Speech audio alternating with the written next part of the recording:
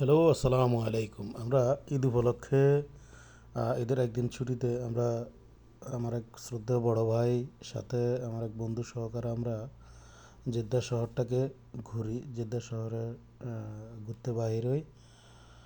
জেদ্দার বিভিন্ন জায়গায় যাই। তো এর ভিতরে জেদ্দার সবচেয়ে বড় তরিক মালিক করে একটা রোড আছে, সেই রোডে আমরা গাড়ি চালাইতেছে আমার সাদিক বা বন্ধু বলতে পারেন। এরপর আমরা এখান থেকে গাড়ি হতে বাসার থেকে বাইর হয়ে যেটা তরিক মালিক বলে, এই রোডটার নাম হচ্ছে তরিক মালিক। তো ওখান দিয়ে যাই কার্নিশ। কার্নিশ বলতে এখানে জেদ্দাতে যে যিনি জেদ্দার যে বর্তমান মোহাম্মদ বিন সালমান, ওনার বাড়ির সামনে একটা ঝর্ণা আছে বিশাল বড়। তো এখানে পর্যটন এরিয়া।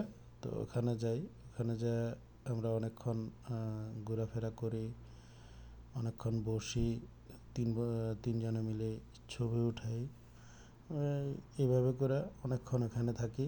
এখান থেকে আবার আমাদের ওই বড় ভাই, যেনাকে আপনার পিছনে দেখতেছেন দাড়িওয়ালা, উনি চলে যায় দেশে যাবে। তো দেশে যাওয়ার কারণে দেশে যাবে এই জন্য ওনার জন্য আমরা সুলতান সেন্টারে বা বিন্দাউদে ঢুকি, সুলতান সেন্টারে ঢুকি শুধু মার্কেট করার জন্য।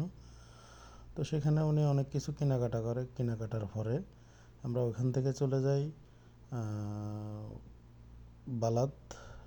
আল বালাদ বলা হয় জেদ্দাতে, আল বালাদের নামে সবাই পরিচিত। সেই আল বালাদ চলে যাই খাওয়ার জন্য।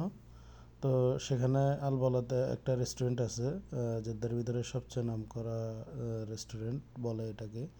এটার নাম হইতেছে জনতা রেস্টুরেন্ট। তো সেখানে আমরা রাত্রের খাবার শেষ করি, সাথে বলদের বিভিন্ন এরিয়াতে ঘুরি, ঘুরে গাড়ি শেষ করি, আবার বাসায় চলে আসি।